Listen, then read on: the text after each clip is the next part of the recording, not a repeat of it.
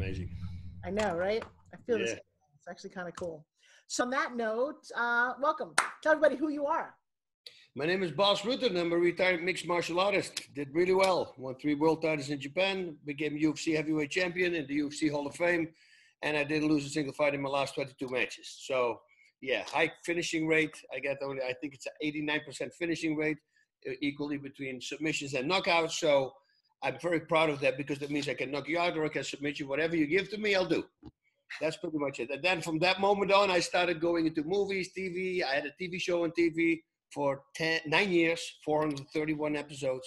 Called? I worked on Kevin Can Wait. I did a bunch of movies, many movies with Kevin James. He's a close friend of mine, and he always seemed to love me to be in it. So that's what we did. What was your series? What was the series called? Kevin Can Wait. I was in King of Queens a bunch of times, but Kevin Can Wait, I did like 23 episodes. But unfortunately, just before I became a series regular, they canceled the show for the 3rd season. So I came on the 2nd season, but that was one of the best jobs I ever had, I think. A sitcom, comedy is something I really enjoy. And you're also an inventor. Yes, I am. Can I tell us? I was a severe asthma patient, and I was also a track and field guy. I actually wanted to become, believe it or not, the next Bruce Jenner, because he was the decathlon gold medalist in 76, and I wanted to do decathlon as well. And but of course, my asthma, I was born with severe asthma and an eczema, a very bad skin disease that I had on my face and my hands. Of course, the 1500 meters was always a hard thing for me to do. But what I realized is every 5 weeks, I would have an asthma attack, like 8 days in bed, not able to eat because I couldn't breathe. You know, there was like no way to pull air in. But then after the attack, I would always break my running times. And it would drive me nuts. I couldn't figure out what it was until I went to the doctor's office where I was breathing class. Every month I had to go to the doctor's office, and one of the assistants would teach me how to breathe, because a lot of people breathe raising the shoulders, which is completely wrong. You have to really use your core, your diaphragm. And I saw a poster of a pair of lungs on the wall in a frame. And you know, as a kid, well, as an adult as well, you think that the infection is in your lungs, but it was not in your lungs. The airways to the lungs, that is where the infection is. And it showed a healthy airway, and it showed an infected one. And that was it. I was 14. I go like, dude, I've been breathing in with resistance. I've been unknowingly making my lungs stronger. I thought my lungs were doing work at the time. I didn't realize it was different muscles that breathe for you. Right. So maybe, you know, if I come up with an idea that I can control the air intake with, and I can breathe with resistance in, I can make it stronger, and then I get better. And many years later, every time, you know, at a party, somebody would ask about an invention. Somebody would talk about an invention, and then I would tell my invention. And everybody said, dude, you got to make that thing. And then eventually it led to one of the famous fighters, Vanderlei Silva. He was on a TV show called The Ultimate Fighter, in where 2 coaches have a team, and the whole team fights. And then at the end, the 2 coaches fight each other. And he was training his students with snorkel devices. So my telephone went crazy, and my text messages, I got a lot of them. They said, man, you got to make that thing. We called it the Ruttenizer at the time, because my name is Rutten, the Ruttenizer, you know, it was a cool name. And I started making it. And you have to believe that for my entire career, every fight, I needed my inhaler in the dressing room. Always needed an inhaler. Wow. And I trained 3 weeks with the prototype, and my asthma was gone. And I sent it to my friend in Holland who has asthma as well. He's selling them right now in Europe, because in 8 days, he called me, he says, my asthma is gone. I go, dude, we're onto something. Wow. You know, and then I started coming in contact, like 4 years ago, I had contact with a trainer from 4 Olympic gold medalists who were doing he did a bad review about my competition. And my manager called me and he said, hey, did you read the review? I said, no, I didn't. What are you talking about? Yeah, well, they tested this product. And I said, oh, it sucks, right? He said, how do you know? I said, because they control the air in and out, which is not a good thing to do, not simultaneously. You have to only control the air in. Right. I said, do me a favor, find that guy. I sent it over. And he said, do you want to do that? Because what if he says something bad about it? I said, we're curing asthma right now. I think we're going to be just fine. And he told the guy. And the guy says, oh, I'm representing Bas Rutten. Bas Rutten? Oh, to trainer. We already used that. So now I had suddenly 4 Olympic gold medalists who are already using it. And now I suddenly have 12 published medical journals to back every claim up that I always said it did. Boom. And now we were in business. Now suddenly people realize, wait a minute, it's real. And here we are. It's going actually pretty good. I kept my head above water with the whole COVID time. Good, good. I love that. All right, so you've gone from being an amazing athlete, actor, inventor, entrepreneur. What's one habit you think is really important that sets you apart?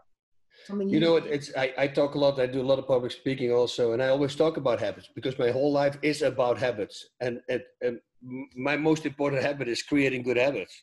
That's really it. And also what I do is that if something doesn't work, I will never do it like that again. I'm very fast with those kind of things. So I'm all about creating good habits in whatever I do. I mean, it can be the dumbest thing. It can be coming out of the door. I used to live in an apartment building.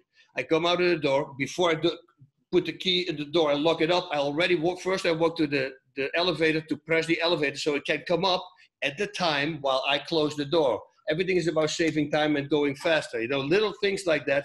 Once I do it in my head, I can never steer away from it anymore. So, but I do it with everything. With training, that actually made me a really good fighter because I just simply tell myself I'm going to do something and I'm going to do it because the person I don't want to fail in front of is myself.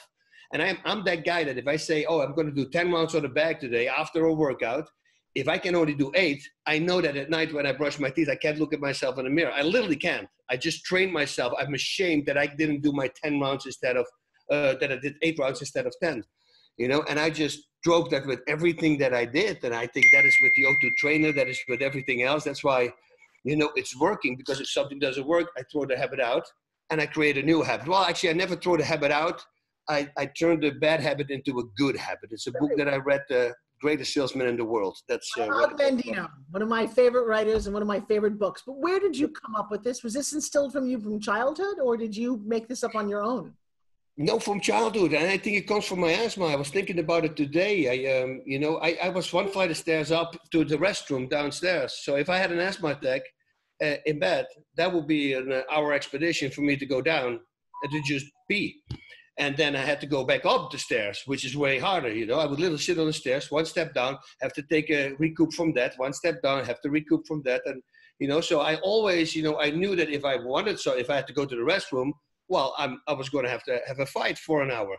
And I think that is, I just knew that I had to work, I guess, for things that, I just put that into everything in life. When you're a fighter, is that because you want to prove something? Because you're a physical? Because I don't get the fighting thing and you're very good at it. So what goes through your head? For me, it 100% it came from me being bullied. I was the leper in school, you know. I had to wear gloves. I would do this. My hands would burst. Pus would come out. It was disgusting. So kids, you know, they think you're contagious. You know, you don't have any friends. So I was always separated. I was always bullied. And then I saw a Bruce Lee movie, and I realized, wait a minute, that's a little guy. If I be like that, I could just beat the bullies up. And I started training, and I got in a fight with the biggest bully in school, knocked him out, one shot. And that was it. 95% of the bullying stopped. And now I went after everybody. I made a list. You know, I had 2 other friends who got bullied. We made a list with all the bullies on it. And we went after every single guy. You know, and every other person that got bullied, guess who took care of that problem? You know, so I suddenly realized, hey, I have a good feeling for it. And then suddenly free fighting, what they call mixed martial arts now, came along in Japan. It was in 93. What can you do? Well, you can choke, you can punch, you can kick, you can do extra. What do they pay? Yeah, okay, I'll do it. You know, well, whatever. And suddenly I just am in Japan fighting and I start excelling at it. I had no clue. I have to say, my work ethic is really extreme. Yeah. You know, I commit and I commit. So people say, oh, but you learn fast. You have no clue what I do. I mean, I woke up when I started focusing on the submission game, like chokes and neck wrench and all leg locks, I woke my wife up at least 6 times in the middle of the night. I would dream a submission. I would put her into submission. And I created a new one. And then I would write down and said, hurts your shoulder, right? Yeah, okay, it's a shoulder thing. And then the next day I would try it out in training. You know, the whole house was full with little pockets. You guys still married? Yes, we're 28 years together. Yeah. Come on here, tapping out. Yeah. All right, so along with the book, what is one unhabit that you would say to somebody? An unhabit? Yeah, something people should stop doing to be successful. Oh. Like a pet peeve of yours. Being late. Being late, okay. Being late, you know, you don't want to come 2 times too late with me because I won't show up the 3rd time. I will tell you the 1st time if you come too late. I say, don't do that again. You come 2nd time, that's it. I'm out. I can't stand Why is that important to you? It's important because time is the only thing we can't get back. I'm always on time. Why can't you be on time? That's what I always say. I'm actually 10 minutes or 15 minutes before the meeting. I'm always there already in the car. I'm waiting. I just made it a habit to always be on time. You know, and I hate people, you see, but I do this with everything, you know, and I won't, you know, my friends, if go like, oh man, if I'm 5 minutes late, I say, no, leave 5 minutes sooner. That's what you're going to do. Because, and now especially that you said you're going to be 5 minutes late, at noon, 1 second after, I'm out. Now I make it a game. You know, so yeah, that's the thing. It's a very disrespectful thing. I left Los Angeles for that reason. It didn't matter how soon I left. I could never make my appointments in LA. I don't care what was going on. The worst, yeah. Yeah, but you still managed to figure that out. Oh yeah, no, because I leave very early. If I go to LA and I know it's during the day, most of the time I'm there 45 minutes before because I simply don't want to show up late. I don't want to be that guy because I despise it. And then I hope that other people don't do it with me. But at what moment did you decide that you hated it? I know exactly when I decided. I had a teacher who embarrassed the one person who was late and taught us that no excuse, it doesn't matter. You made a promise to be in your seat at a certain time and you broke your promise, and that means about breaking integrity. And I remember I was mortified. And from that time, I have never been late either. In fact, I used to work for ESPN. If you were not 15 minutes early, you were late. You're late, yeah. No, and I think it's my parents. My parents, they instilled all these great principles. Listen, when I was 12 or 14 years old, I had 2 newspaper jobs, a daily and a weekly. I worked as a dishwasher. I restocking groceries. I worked on the farm, you know, and I made a killing because we were like tomatoes. Every little box of tomatoes that you have, you get money for. It was not per hour. It was per how many you do go. So if you worked hard, you got a lot of money. You know, and I always had money because I was always working. So that later on in life, everything was just easy because I'm used to working already. I worked so hard when I was a kid. So I hated my mom and dad for it when I was young. I remember that because I would get a stereo. I would ask for a stereo and they would give me an amp and a record player at the time. And then they say, okay, go make the money for your speakers. Oh, you know? no. And I go, oh no, but you know what? Like 10 or 15 years ago, I called my dad and it was on Father's Day and I said, thank you so much for having done that to me because it helped me in the rest of my life. I can do anything. I can lose a job now. I can sell cars tomorrow because I know I'm good with people and because I'm honest, I truly love people. So it's not an act, you know, I'm really and people see that when you mean something. So yeah, no, that was a great thing that they did with me. What was your biggest obstacle ever? Oh, my biggest obstacle ever. It's a hard one. Yeah, you see that it's hard for me, an obstacle, because I overcome. I always say that. Whatever I do, I go after. Yeah, it's hard. Maybe be too hard on myself, but sometimes that but for the rest, yeah, it sounds really egomaniac, but I think whatever I tried, I'm pretty good at. So my fiance is a 3-time world champion physique model. You should meet him. He's lovely. He has a very unique way of training. On January 1st of this year, the fittest man on the planet, present company excluded, but he was going to the Arnold. January 2nd, on his motorcycle, he got taken out by a car. Oof. And spent the last 6 months in a wheelchair. I would say that's his biggest obstacle right now. He's still walking with a cane and fighting to get back to where he was. That's an obstacle. Yeah. Okay. So, but that's with me, my asthma, and that's with my eczema, but I made it my power. You see what I mean? No, I love what you mean. Let me tell you something. I teach and coach this stuff. So this brings up an interesting question. Before I get to that, what's one quote? You know how on your picture, there's the book. We need a quote about a habit or something that you live by. You know, there's a few quotes that I always use for fun. If one is good, 2 is better, you know, but I say only for my wife. That's the exception. But whatever you don't like and it's part of your job, do that a lot. That's what I always say. Could you say that it's a habit?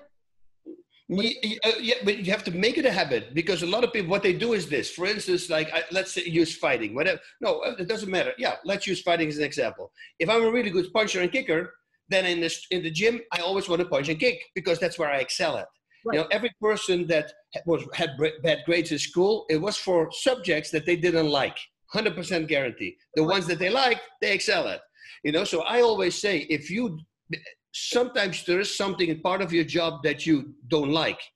But I say, and most of the time it's don't like, that means you don't understand. But once you understand it and you force yourself on there and you start to understand it, then now it starts to become better and fun to do. And once it becomes fun, you do it a lot. And when you do it a lot, you become good. You know, and that's what happened with me with my submission game. I got beat by submissions. And my third loss by submission, that's a long time ago. I decided, okay, I don't like it, but I'm going to teach myself to love it. And then I started focusing on it. And then I became obsessed with it because suddenly I saw the possibilities and the reactions. I won my next 8 fights by submission. People go like, what the heck is going on? Before I was just knocking people out. Now suddenly I start submitting them. I never lost a fight again. So just because I made that decision, I went undefeated in my last 22 matches. So, you know, it works with that. And that's the same with that stamina. Stamina was my worst thing. So I made it. I didn't want to get tired because it would put me in the mind frame of me having an asthma attack. It was really weird. I was afraid of getting tired until I told myself, I'm going to love it. And then every time when I would get really tired, I would shout, oh, I love it. I want to get more tired, more. And I was just brainwashing myself and boom, suddenly I loved it. And now we have the Bas Rutten motivational series out yet, dude? Yeah. I've met a lot of people. I've not heard someone. Maybe Don Wilson comes close. You know, Don the Dragon. Oh, Don's great. Yeah. He's got that same kind of the way he keeps going. But I love the fact that you overcame something to get there. How would you like to be remembered? What would you like people to say about you? Oh, that's so good. Ford said that line. I tell all my students, I want to be remembered as a decent guy. Just a guy who did, you know, to help his fellow man and to help everybody, you know, and then at the end, after they did all that talking, they say, you know, he was actually a pretty good fighter as well. But that I don't want to be remembered as the fighter. I just want to be the good guy, because I think that we needed way more. If I was at the airport in Las Vegas and you know, and these old people come in and nobody stands up. And there were all a bunch of kids. And I started shouting at the kids, are you guys serious? Get your ass up. Let these people sit down. I go like, wow, the parents don't teach that. That is amazing when that doesn't happen. You see, just hold the door open for somebody. That's not so bad. Oh, somebody backs up the car. Why would they get angry if you don't see them? You know what I do? I back up. I say, oops, I stop traffic. Actually, I help them to back out because I know it's a nightmare. You know, I don't shout because it cost me 5 seconds of my life. Come on, just relax. Be a decent person. How see and enjoy each other in a way that we could never before. I'm not getting on a plane tonight to California. Yeah. It's awesome. And nobody's getting sick. That's true. You have children? Yes, I have 3 daughters and a grandchild, also a 5-year-old. Wow, congratulations. I've got thank you. 17-year-old twins. Hey, what's your first memory in life? Oh, well, this is really, well, a big one is, of course, knocking out the bully. But before that, I was 10 years old and I was staring out of the window. And that's always stuck with me because it came later back in my life. And I was looking at a tree and the teacher was trying to get a hold of me. And I heard them laugh, the kids, and suddenly he's shouting, Rutten. I go, what? He goes, what are you doing? I said, I'm looking at the tree. And he goes, what is up with the tree? How did the tree get there? And he said, they planted it there, stupid. I go like, yeah, I understand that. I said, but the tree before, the tree before, the tree before. And if you go all the way back, where do trees come from? And then 6 years ago, I'm sitting in on a talk with somebody who was talked about how the world started. And he started with, and it made such an impact on me, that whole story what he started with, but he started, a leaf fell from the tree. That was the first thing he said. And then he says, that leaf just reached its end destination. Let's go start backtracking it. And he went back to the branch and he goes to the tree before, the tree before, the tree before. And that was for me because I took so much medication. I don't have a lot of memories from when I was a kid because it affected my memory, I found out later. But that was the most vivid thing there was. It was almost like God planted a seed in my head. This is going to come back 30 years, 40 years from now. And then suddenly when the guy started talking about it, it made such a profound that it got me full back into the faith. Well, a lot happened. I've been attacked by a spirit. I've been seen curtains flying in my house up, nobody's in the home. I've seen some really crazy things. I was, I think, the victim of some crazy entity for quite a while. So once I realized that bad force is there, then automatically the good force has to be there as well. So when he started talking, it was like, okay, I'm back, I'm in. So that changed my life, yeah. Wow, this has been amazing. Hang on one quick second, because I would love Joshua to say hi to you.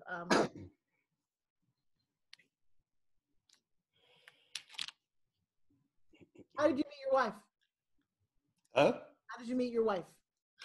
Oh, you know, it was the one rule that I always broke, you know, but I was a teacher. And they always said, never date your students. Oh, wait, how old? Okay. And I broke the rule once, but that's 28 years ago. So Martial arts teacher? Yeah, martial arts teacher, yeah, striking. I was a Thai boxer at the time. And then, you know, I met her before, 2 years before, and she predicted everyone. She said, you're going to go to Japan, you're going to do this, we're going to move to America. She said this years before it all happened, and it actually came true. Well, I'm a martial artist as well. I ended up the day after I got mugged. I should have studied martial arts the day before. Whoa. But yeah, Taekwondo, Wing Chun, Aikido, many, many years. And nice. Come say hi to Joshua. Hey, how you doing? So this is doing good. How are you doing? Good. So he tells a fascinating story about the reason that he does what he does is because he suffered from asthma and eczema as a kid, and he got bullied and picked on. I got bullied and picked on. Is that why you do what you do? Because I have big ears and hairy arms, and I talk funny.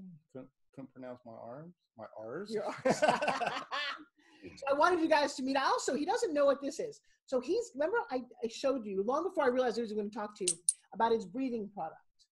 Because in the hospital, they made you do that. And it'd be interesting to talk about. Will you describe your breathing product to him? It's a very simple thing. Let me lean over. It's this. It's a very simple thing. It's a flap on air. So it blow out, the air comes out. And if I breathe in, it closes, forces you to breathe into this side. And this comes in 15 different sizes. It goes from 15 millimeter all the way, 14, 13, 12, all the way to 1 millimeter. So you can gradually, but slowly, but surely, you can decrease the size hole so you get more and more resistance. So you start training, you do breathing exercises with it, strengthens your diaphragm. But a lot of people don't know that we have about 10 pounds of breathing muscles in our body. And the feeling that you are gassing, that is literally oxygenated blood going from your limbs to your breathing muscles, which you cannot train. But this thing can train it. So now suddenly if you bring your body up, because people don't know how stamina works. Stamina is very simple, like, well, there's many factors. But one of the biggest factors is that if you train a muscle over and over again, it becomes more efficient. And once it becomes more efficient, it uses less oxygen. So your whole body becomes more efficient, but you're forgetting your 10 pounds of breathing muscles that you have, your core, your diaphragm, your intercostal muscles. Once you train your body to a 2.0, so to say, but you forget those breathing muscles, well, you're still going to get tired. So this is what you train. It takes 3 minutes a day, under 4 minutes a day. I'm doing it 4 minutes now just because I want to push the limits. I'm going to go to 5 minutes, but you don't need to. And my stamina, I should not have that stamina that I'm having right now. I did two times endurance training for the last 7 or 8 weeks, and I just blow through my workout like it's nothing. And I'm looking at my wife and go, this is insane. So it's a big thing. Have you presented this to other fighters? Yeah, of course. But you know, it's now they start coming because, like I just explained, I got in contact with the trainer from 4 Olympic gold medalists, and they all using it. And now suddenly I have 12 published medical journals that back up everything that I've been claiming. And published medical journal, that means it's clinically proven. It's not clinically tested, you know, but they use in stupid commercials like, oh, it's clinically tested. Yeah, don't buy it. Because if it was clinically proven, it would have said that, you know, testing doesn't mean anything. What was the result of the test? That's important. And the published medical journal is clinically proven. So that gave me a lot of power and validity, and now a lot of people are using it.